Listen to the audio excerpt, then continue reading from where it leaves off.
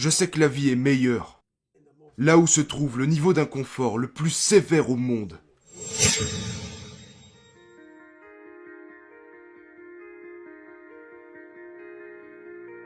La plupart des gens de cette génération ont cet état d'esprit à dire « Je ne peux plus courir, c'est terminé ».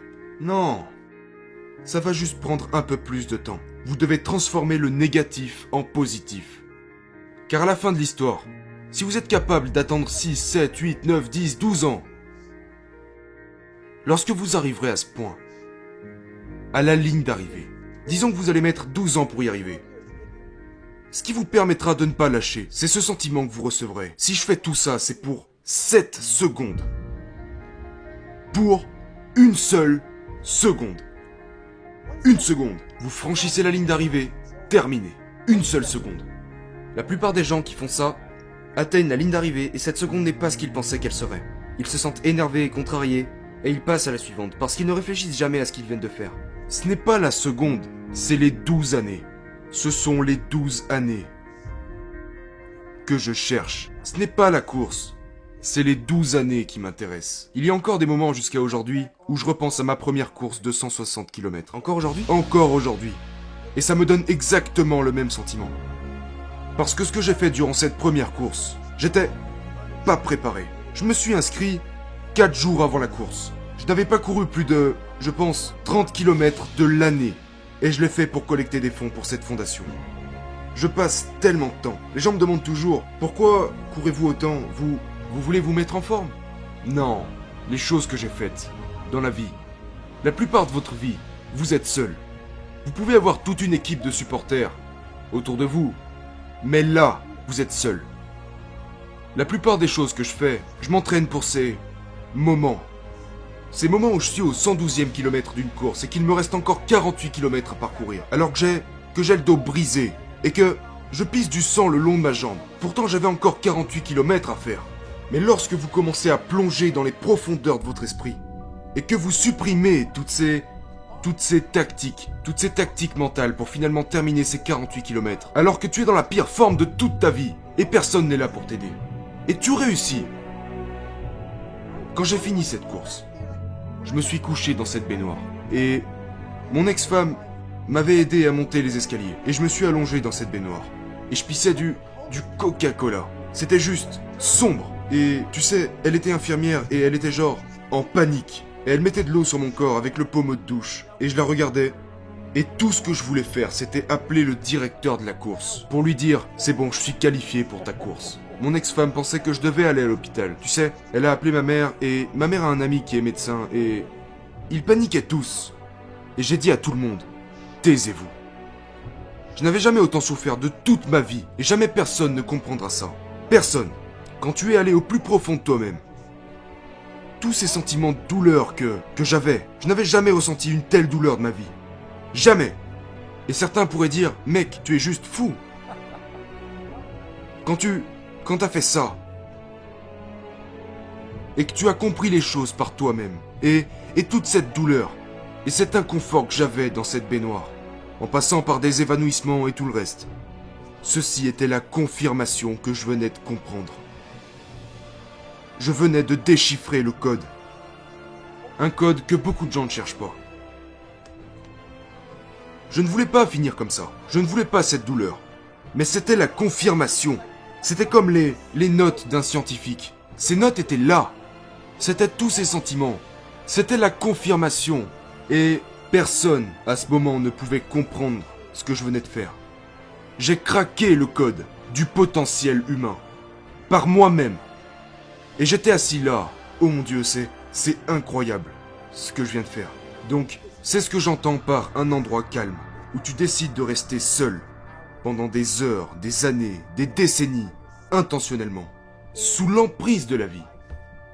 Et quand la vie te prend à la gorge et t'étouffe, mais que tu restes assis et calme, parce que tu essayes de comprendre, tu ne paniques pas, tu n'abandonnes pas, tu ne vas pas chercher de l'aide, et tu te dis, il doit y avoir un moyen de passer au travers.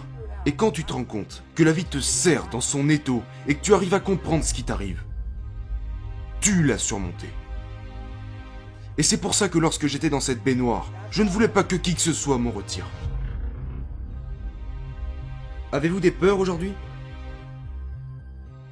J'ai beaucoup de peurs aujourd'hui. Mais il m'est difficile de les appeler des peurs. Je n'utilise plus ce mot. Elles sont presque comme des nouveaux défis. D'accord. Parce que tout ce qui me fait ressentir ce sentiment de peur sera surmonté. Ça sera dépassé. C'est comme si la peur était mon ultime guide. C'est là que je dois me rendre. C'est mon ultime guide. Quel est votre plus grand défi alors? Mon plus grand défi est de toujours aller... Je veux être à l'aise. Tu as envie de confort? Ouais. Tu veux dormir dans un bon lit et te détendre? Je suis un être humain normal. Tu veux te détendre et... Je veux... chaque chose en son temps. Il y a un temps pour tout le monde, pour se civiliser. La pire chose dans la vie qui puisse arriver à un homme est de se civiliser. Parce que vous perdez cette faim. Tu penses que tu as terminé. Et une fois que vous avez cette mentalité de... Je suis arrivé. C'est ça ma plus grande crainte. Même si je pourrais céder au confort et tout ça, je sais que la vie est meilleure.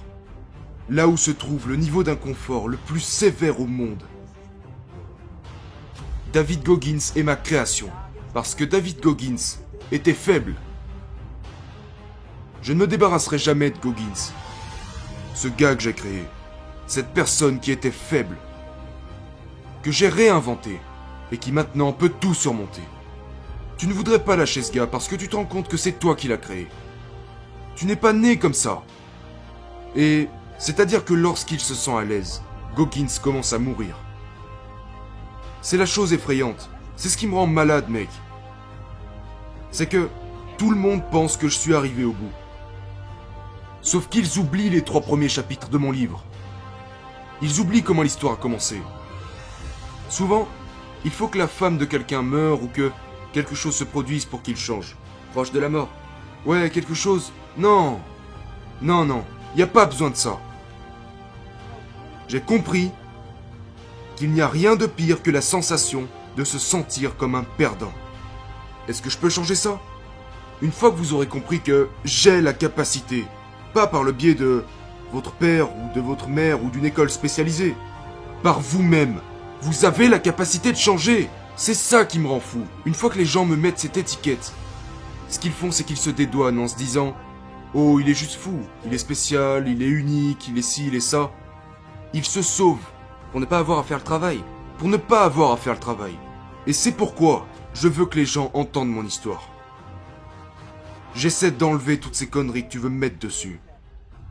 Et j'essaie de te faire souffrir mentalement pour que tu te dises « Oh mon Dieu, il a vraiment parcouru ce chemin. Il n'a rien de spécial. Il n'avait pas de talent particulier. Il n'était pas doué. Il n'était rien. Il n'était rien. Et il l'a fait.